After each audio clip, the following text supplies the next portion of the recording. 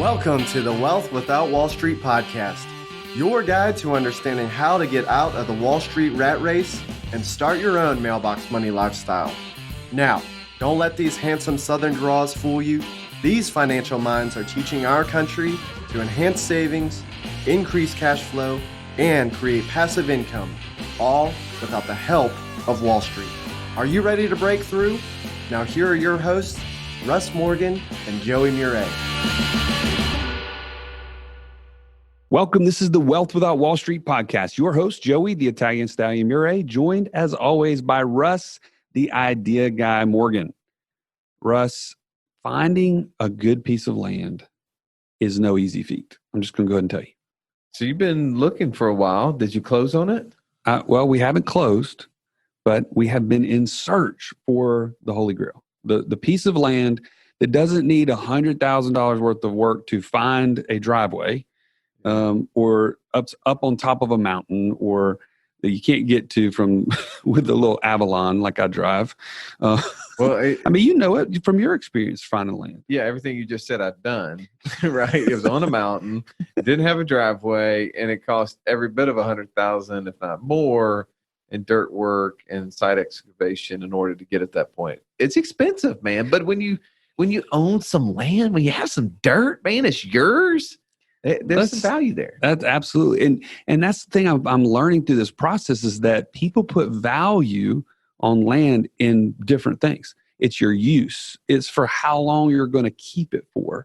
There's emotional attachments to it. I mean, if we're going to build our dream house, like this is our long-term house, the value of the land is really, whatever the price tag is today, doesn't really matter as much as long as you know that it's going to meet the needs of where the house is going to sit and where it's located and all these kind of things. There's just tons more to consider. Yeah, outside of living on a volcano island like Hawaii, for instance, they're not making any more of it. It is limited resource. It is something that you can do what you want to on it. And if your neighbors are far enough away, you can walk out in your underpants. I did that this morning. Or without underpants. I don't suggest that. That scares the kids. So, as you know, we're talking about land. We're talking back to Mark Podolsky, the Land Geek. If you're going to talk about land, you might as well talk to the guy that knows about all sorts of different land, right? Well, it knows about how to actually make a profit from it. There's a lot of real estate investment ideas that we've had on the show. There's been all sort of areas where there's note investing, real estate investing, that's rental, that's commercial, that's multifamily, self-storage, so on. Mobile home parks. But this is one of the most unique ones that we have. We brought him back on for the second time. One, because it was actually the most downloaded show we've had in the last 12 months. So it meant, hey, somebody else is very interested in this. We probably had to ask some better questions this time. I don't know if we did, but it was a fun interview. Absolutely. There was a lot of things that we left out the first time. So we heard a lot of feedback from clients and other people saying, I'm really interested in that. I want to learn more. So we get really practical in this call where we're going deeper in the process. How does somebody go from, okay, this is a great idea, to actually getting that first mailbox money paycheck? Well, you and I are very interested in this, and we kind of talk about this on the show, but just full disclosure, like we want to do this, but the biggest thing that's prevented me from jumping into this is just not having the time. He talks about having 10 to 15 hours a week to dedicate to it. And I don't have 10 to 15 hours. I have very few 10 to 15 minutes a day available when I'm not doing what we're doing, because I'm going to spend it with family. But we're kind of thinking about it in a different route, and that maybe there's an option for us. Yeah, maybe you've been thinking this too. Like, if I could figure out a way to make this more passive from day one, maybe I could spend some time, maybe some money towards this, and see if I can't turn on some more passive income. Yeah, so if you're as interested in the first interview we did with Mark Podolsky, and this one should not let you down, but also don't forget, we're going to have a live Q&A with him inside the community. So if you're not already a member, go ahead and join. community.wealthwithoutwallstreet.com. We'll see you on the inside. Let's go ahead and jump straight into the interview with Mark Podolsky. Have you been listening to our podcast and wondering, am I the only person that knows about infinite banking? Or what about the 5 pillars of Wealth Without Wall Street? How can I learn more? Now is your chance. You can join the community that is learning this across the country. Go to community.wealthwithoutwallstreet.com where you can access Q&As with all our podcast guests and live group coaching with some of the top experts from across the nation. And yes, I'm throwing in the Stallion and I in that. Community.wealthwithoutwallstreet.com. Sign up. Welcome back, man. So glad to have Mark Podolsky here, the Land Geek, in studio again. Russ, Joey, thank you guys so much. I'm honored. I'm humbled to be back. Wealth Without Wall Street. I love it. Thank you. Yeah. Well, since our last time we talked, and it was a famous podcast, I don't know if we shared this with you, Mark, in pre-show, but your podcast, I was looking over the last 12 months, is the most downloaded podcast that we have in Wealth Without Wall Street history, man. So we had to have you back. Well, I'm flattered. I am absolutely flattered. Wow. I wanted to see your face when I shared that. You mentioned in your book, Dirt Rich, how you used to open your acceptance letters and you do it virtually. You would record it so people could see your expressions. I wanted to see your expression of knowing that you were the most downloaded podcast in our short 2-year history. Unbelievable. And I was just saying to Joey how fragile my ego is. This is phenomenal. Well, I know that from the business that you're in, that you send out a ton of letters to people to try to purchase land. And if you haven't listened to the first episode, the most downloaded episode in the last 12 months, you absolutely have to go back and listen to Flipping Land. But this is going to be more of a 2.0. This is also going to be from a perspective of listening to your book, Dirt Rich. I don't read a whole lot of books anymore, but riding down the road, listening to it. Audible. You as the author, I think you do an excellent job. You know your material. Well done. I really get hacked off with authors who don't read their own stuff. They think that somebody else is going to do it better, and they mispronounce things. They don't know when to enunciate and to share the real passion of the moment. Emphasize. And do that. You did an awesome job. So I want to dig into the book a little bit. But for those who don't know about land flipping, give us a 30-second, 60-second, what does the Land Geek do on a full-time basis? Yeah, so I actually buy raw land, 25, 30 cents on the dollar. I flip that land. I want to get my cost of capital out on the down payment or within 6 months of the down. And then I want to make it a car payment. So let's say anywhere between $149 to $499 a month to pay off that note. So essentially I'm cash flowing land like you would any other real estate, but I have no renters, no rehabs, no renovations, no rodents, because I'm not dealing with a tenant. I'm exempt from Dodd-Frank, RESPA, or the SAFE Act, any of this onerous real estate legislation. Well, and that's huge, because we do have a lot of real estate investors, and those are the things that they complain about. And when they're in the you mentioned no toilets too, right? And you said no toilets, no termites, no tenants, no trash. There's lots of value in that. And when you're flipping land, you're not talking about 20,000 acres. You're talking what size properties? Yeah, I mean, our average costs are between, let's say, $5,000 to $20,000, and we're not talking real, Russ and Joey money here. We're talking small dollars. I mean, I've got clients, they'll buy a lot for $500 and they'll sell it on easy terms, 99 down, 99 a month, at $2-3 grand. So our average ROI is 300 to 1,000%. And the reason that this is, such a phenomenal little niche is it's the least sexy niche in real estate. You won't go on HGTV, the DIY network, and see me on Flip This Land. It's the before pictures are all land. The after pictures are all land. So, that's number one. Number two is it's inefficient. So nobody really knows the value of their raw land. So in a way, we're making the market, and having that 300% margin of safety when we price our offers, that's really where we make our money. I mean, everybody, it's a cliche, but In real estate, you make your money on the buy. Sure. And it's funny that, that we're talking about this, because I was listening to your book and you were talking about your background in the kind of dental brokerage, practice management, and business. And my wife being a dentist, it just connected with me so much on your subject that you focused in on, that helped you kind of say, hey, I got to figure out how to get out of this. And that was the solo economic business model. What did you call it? The solo economic dependence. Solo economic dependency, which means if you're not working, you're not making any money. And so if a dentist, a doctor, graphic designer, any freelancer, anyone with a job, right? That does not scale. You don't scale. Your wife's hands, unfortunately, unless she was an octopus, she wouldn't be able to scale. Even at 8 hands, she still wouldn't be able to scale the way that she'd want to. And so oftentimes we'll look at, let's just pick on the dentist. Let's say they make $400,000 a year, right? We can say that they're rich or they don't have necessarily money problems, but they're not wealthy. And real wealth means that they can wake up when they want to, they can work with whom they want to, and they can work where they want to. So without that, that's not wealth. And I think our model and what you guys preach is real wealth. Getting up when you want to get up. Like I remember the first time I didn't have my investment banking job and I got sick. It was unbelievable feeling not to have to get on the phone and call HR. I'm like, I'm just sick. It was. Yeah, exactly. So really, we can always make more money, but we can't get more time.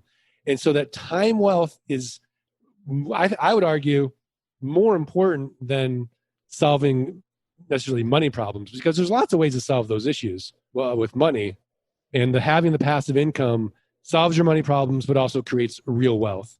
Well, we know that what you're saying is true, because even if you have earned a substantial income, if you don't have those time freedoms, you're always feeling like there's something more I'm missing, right? Because and some people that don't have that income look to that person, like you said, the dentist that may be making $400,000, they say, oh, they must have it figured out. They have it all figured out. But reality, how many people do we talk to, Russ, that are in that dental position or a physician or whatever it might be, and they're asking us, how do I get out of this? Yeah, the pressure to hold the burden, as you said, they are solely economic dependent on their ability to do that one job. I mean, it is true in our business, Mark. There's so many people, and I remember just listening to your book. It sounded like you had a mentor, Raj. If that was, I'm correct in that. Yeah, Raj. He was brilliant. MBA, chemical engineer, and we would go on these long drives together to meet with dentists, and we'd always talk about what's the perfect business. Yeah, and he had 5 things. Remind Joey of what those 5 things are. So number 1 was no physical inventory. Yeah. Number 2 was low competition, high margins. Number 3 was a recurring revenue stream. So one-time sale, recurring revenue. Number 4 was built-in pain to break that recurring revenue stream. And number 5, I forgot what number 5 was. What was it?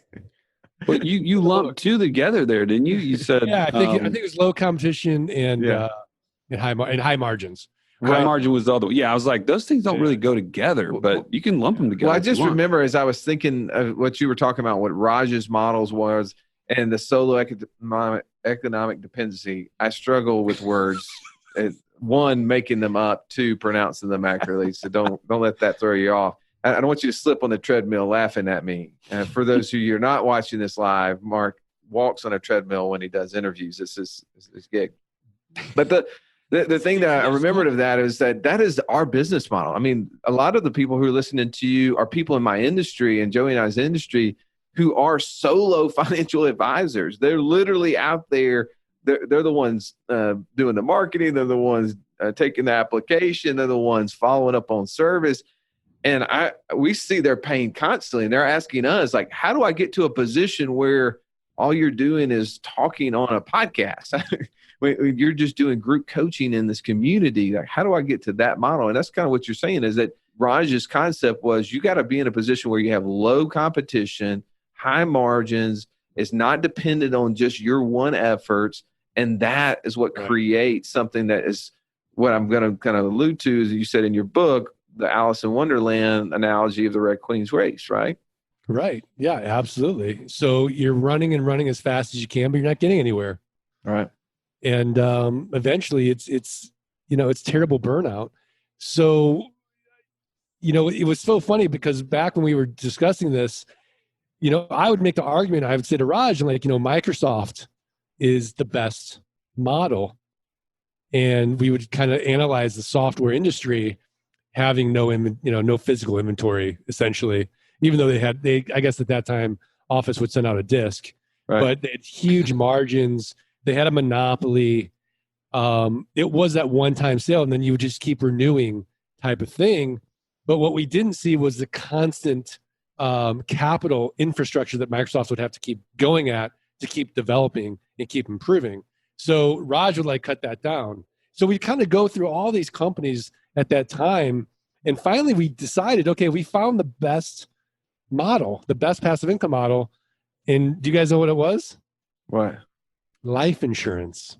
Yeah. Wow. One-time sale. You get recurring income every single month as long as they keep paying. It's got, pretty good margins depending on what you do. Everyone has to have it, essentially, for the most part. But it's no fun, and there is competition. But the great thing about life insurance was it's just an idea. You didn't have to go out and buy anything. It was literally just an idea. So I would argue that my model is the second best passive income model because you actually have to go out and buy the raw land. Well, what if we use our model to buy into your model? Is that 1 + 2 = 3? I mean, is that that's 1 better? + 2 = 100? Well, we love that. I mean, because I will say that that is something that, one, you say life insurance is no fun. I think for 99.99% of the life insurance agents you meet on the road, they would exude that no fun mentality because they are needle-nosed Ned from Groundhog's Day coming at you like a hawk trying to get you to buy something. It's a beautiful thing when you actually show people how to finance everything they buy using this tool that nobody likes. And they ask you, can I give you $500,000? Can I give you $1 million? How much, what's the maximum I can put in this stuff? So when we do it, it's a lot more fun, but it's also become, it's a lot more to it, right? There was a lot more education and process that had to be. Well, and there's a lot less competition when you're talking about from that angle because not many people know how to use it in that way. They don't use it that way. Now it's not about me dying. Now it's about me living and getting wealthy as a vehicle. Absolutely. Versus, I don't want to really think about my death. Well, like you said, there's probably not a HGTV show or, a Forbes article waiting for Joey and I showing people how they spend their death benefit while they're still living. But that's for another day. We want to get back to land flipping. Stay tuned, guys. I think I see a Netflix show coming. That's right. Well, there's documentaries out there. So this land flipping, I just took down some notes as I was riding down the road. Verbally, I wasn't writing them. Thank you for clarifying that, Russ. And there's some things that really intrigue me. So I want to kind of go 2.0 on this. I want, for those of you who didn't listen to the first podcast, go back and listen to it. We're going to have some opportunity for you to kind of get into a Q&A. But some of the things that I took away was, okay, I want to get into this. I want to be a land flipper. And Joey and I have researched this for the last year since you were on our podcast. We almost partnered with somebody and didn't. We're very close to doing another deal with somebody that's going to help us implement because we are not solely economic dependent in our business, but it requires a lot of our time to operate the 3 businesses that we're in. And now this is something that we're interested in. So I want to get some advice. I want some help. Okay. You ready? I'm ready. All right. One, I want to know some of the different methods that I can go about to acquiring property. So you mind walking me through some of those? So what I would do, the first thing I would do is get a list. So you go to the county assessor and you want to get a list of all the real property owners in that county. Now, if we rewind it even before that, there's 3,007 U.S. counties. Which county do I go to? And it's going to be counterintuitive, but you want to go where other land investors are. So go to where the competition is because then definitively deals are being done there. And to find that competition, you can go to like landandfarm.com, landmodo.com, landflip.com, anything like that. So now you pick your county, you get your list. Then we're going to scrub our list. We want to get rid of the residential homes, the commercial, industrial. We can do it just by use code VL for vacant land. Then we want to batch our list by APN, assessor's parcel number, or neighborhood, essentially, because you'll see that they'll be kind of broken up by neighborhood. And then we're also going to break it up by acreage, because if I send somebody with 40 acres the same offer as somebody with 1 acre, they're going to send me back glitter in the mail. That's no good. No bueno. No bueno. All right. So then we're going to price our list. Then we send out our offers. We're going to use our software to do that. But if you don't, have that software, you could use something like clicktomail.com. You can use lob.com. Any way you want to do it, again, the whole idea being we can always make more money. We can't get more time. We want to automate this process. The offers go out. We want to expect about a 3 to 5% response rate. So on our first batch of offers, if we get below a 3% response rate, we know our offer was too low. If it's over 5%, Joey's getting nervous and saying, Russ, what the hell, man? Too high. We're offering too much. Nuts. So then you have to retrade. And so Joey's like, Russ, get on the phone and tell him we're going to do due diligence, but we might have been a little high by about $1,000. Set that, put that seed in their mind. Go through your due diligence. So we outsourced it to our team in the Philippines that has access to a US-based title company. They'll do our title. They'll make sure the back taxes aren't too high. We still have margin in the deal. They'll confirm that they still own the property, no breaks in the chain of title, no liens or encumbrances. And this is for a deal that's $5,000 or less. $5,000 or more, we're going to close through a title company. We're not going to take the risk. Now we buy the property from the seller. And then you guys know we have a built-in best buyer, remember? Yep, that's the land, the guy living next door. The neighbors. We're going to send out our neighbor letters. We're going to go to our buyers list. We're going to go to Craigslist. We're going to go to Facebook buy-sell groups, Marketplace. We're going to landmodo.com, landandfarm.com, the lands. We're going to sell this property 30 days or less by making it irresistible. So we want to get our money out on the down payment or within 6 months, then make it a car payment. $449 a month, 9% interest over 84 months. And essentially, we're going to use a software called geekpay.io to create that down payment and send off that link to our buyer. And then we're going to have a set it and forget it system to collect via check every single month in GeekPay. But if the check fails, it'll hit their credit card on file. So using this software, our default rate will go from 8% to 4%. Now, if we're going to get into the weeds, we're going to use a purchase sale agreement, a promissory note, and a land sale contract. A land sale contract means that property stays in our name until they pay off that note. Now, if they default, then they have 30 days to cure, but if they don't cure it, we keep the down payment, we keep all their monthly payments, we resell it to another buyer. No costs of foreclosure. And I love that. Huge. All right, so I'm going to back up. You got to the finish line, and I appreciate that because I'm one of those that like to see where I'm going, and I love to see that timeline. But let's back up a little bit. I want to go back to you sent a letter out. Help me understand, what does the letter say? Well, the letter says, here's an offer for your property. Here's your name. Here's your legal description. Here's the size of the property. Here's your offer based on these contingencies. So we have an out if they accept it, based on due diligence, based on the back taxes not being too high. So let's say that I make an offer to Joey and I offer him $5,000 for this 40-acre parcel in Texas, and the back taxes are $500. Well, then Joey nets $4,500 on that deal. And the other $500 then goes to the county treasurer for back taxes. Right. And when you listening to your book, the letter is not a negotiation. The letter is an offer. So you're expecting back a signed agreement saying yes. Exactly. I don't want to be in the appraisal business like those housing guys. They say, I'm interested in buying your house. I'm interested in selling my house. Well, let's negotiate. No, this is how much I'm going to pay for your property. And oftentimes we'll have an intake manager get very angry calls. Great. Don't sell the property. That's fine. So I have a follow-up question as well. when you said send out the letters, and then you mentioned some different software, is that like where you're literally loading in a bunch of addresses and they're automatically being sent out on your behalf? Exactly. So we have an Excel spreadsheet or a CSV we upload into our software. They're automatically getting address verified and then mailed out via first class mail in batches. So I want to do like maybe 20 a day or 50 a day or 100 a day, just so I'm not overwhelmed with all this due diligence coming back to me. Okay, so let's just say hypothetically there was two business owners that were super interested in this concept, but lacked a lot of detail and discipline to do all the research. Very handsome though. And they wanted, at least one of them is very handsome. And the other one is good with questions. I'll let you determine in this hypothetical scenario who that could be.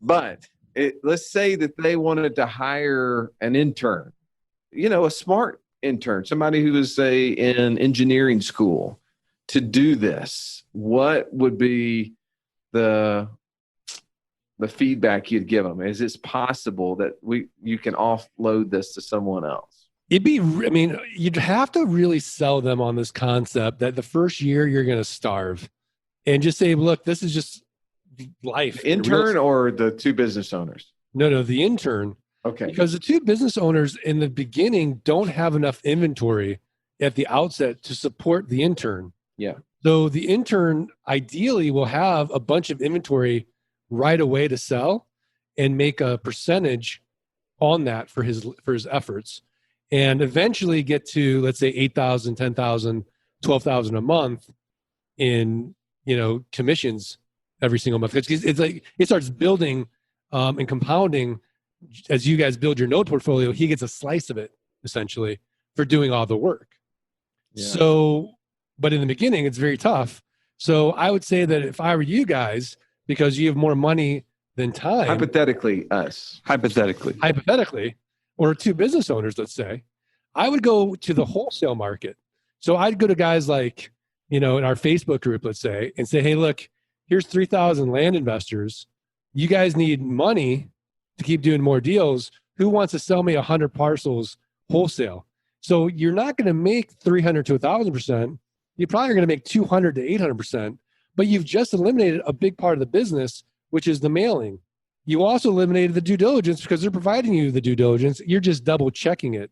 You've created a marketing package because they gave it to you through the due diligence, and now you can feed your intern from day one because you already acquired all these properties, and you didn't do it sort of the way that I'm teaching it. You're doing it the quick and sort of easier way, if you will.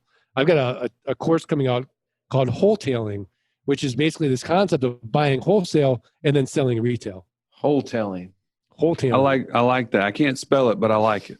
All right. So the other part of this, if we want to learn your method, and by we, the intern, right.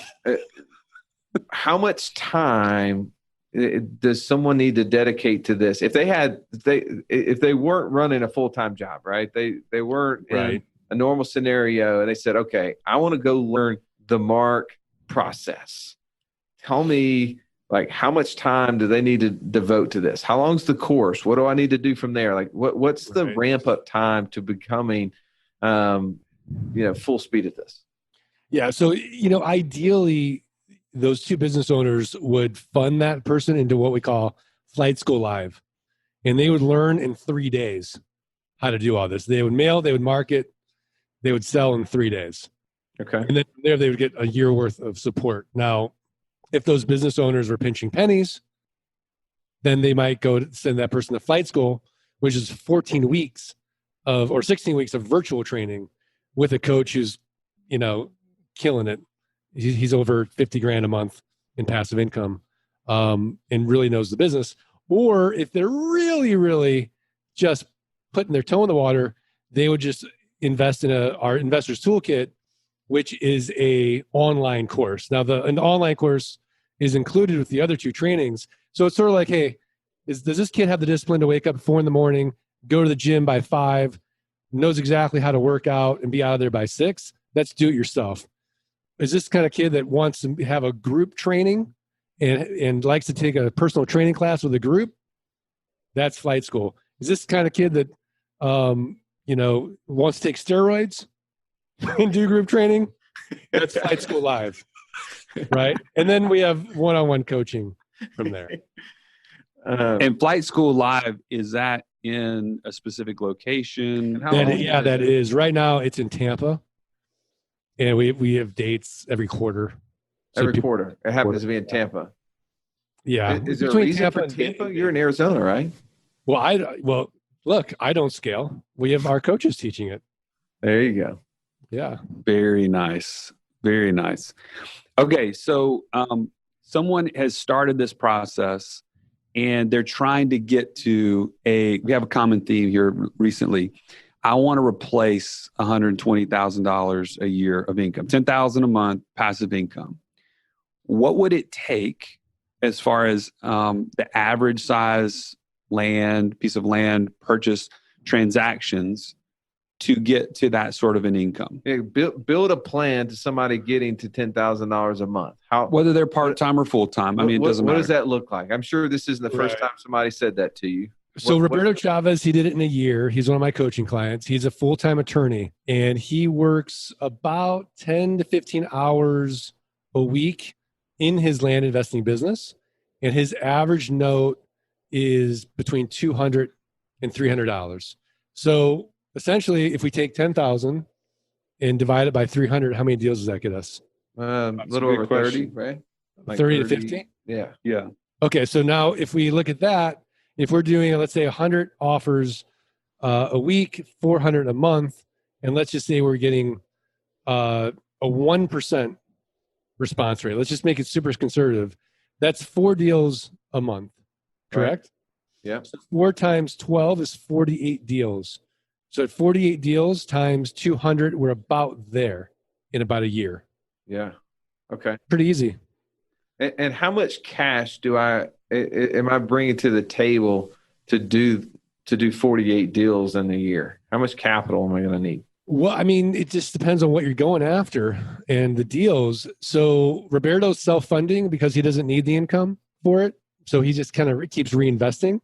Other people will use what I think is the best way to do it, which is other people's money.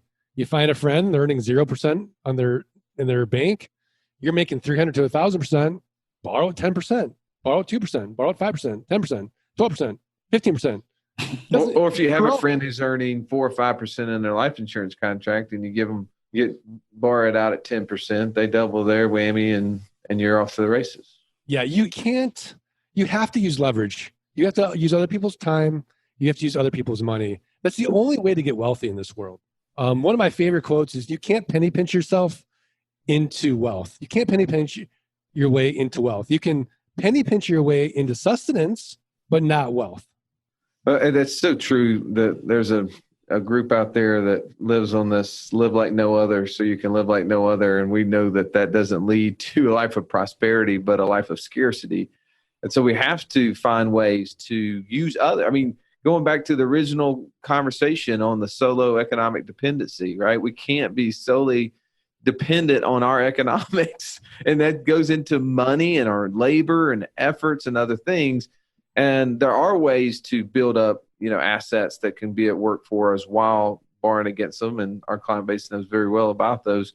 So, all right. So there's some ways for us to get access to some of these tools. You were just layering some of those out for us. I know whenever we get you into the community, we're going to ask you more about those. There probably is going to be some opportunity, but expound a little bit more. What are some of these tools that the Land Geek has developed that makes my life or our intern's life much simpler?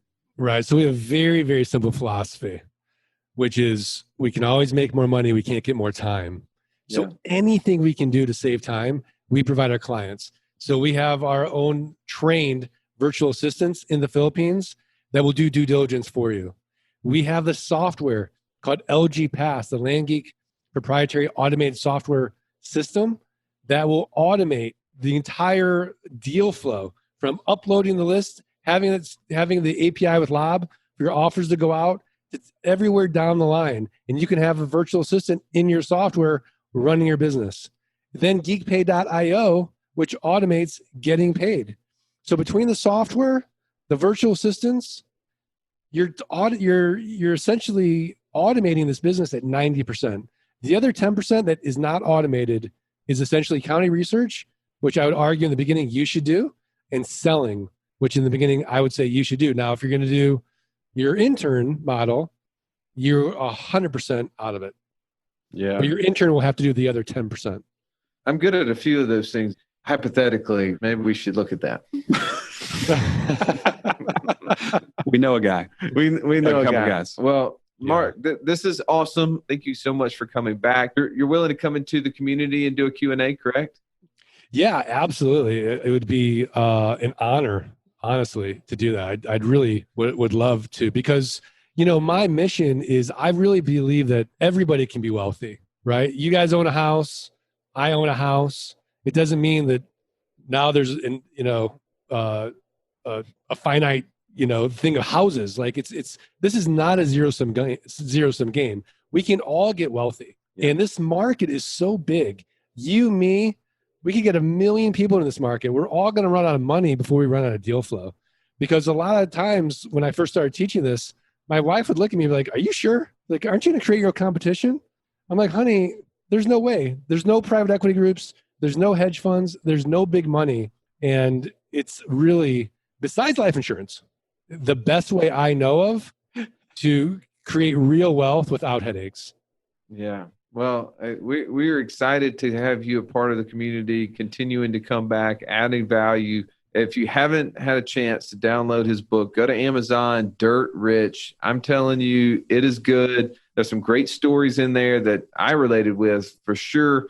You mentioned a lot of the things, Parkinson's law. We're a big advocate of finding ways to not consume everything that we make. And Parkinson's law is a great one. We've done a podcast on that specific subject matter.